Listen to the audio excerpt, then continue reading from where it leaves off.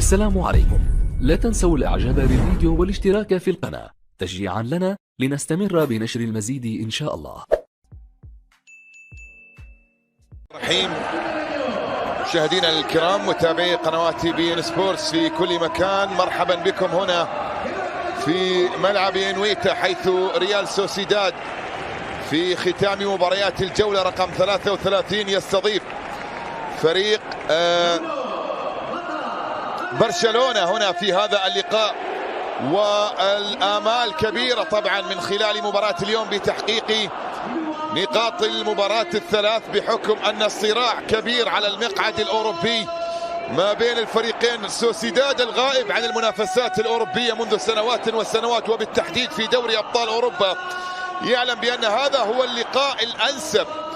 في هذه المواجهة أمام برشلونة من أجل استغلال ظروف يمر فيها فريق برشلونة خلال الأيام القليلة الماضية. وفي الجانب المقابل اليوم أيضا برشلونة يسعى لأن يتجاوز كل الأمور التي حصلت خلال ظرف أسبوع كامل خسر فيه الفريق منافسات الدوري الأوروبي، وخسر المواجهات الماضية أمام فريق قادش في إطار منافسات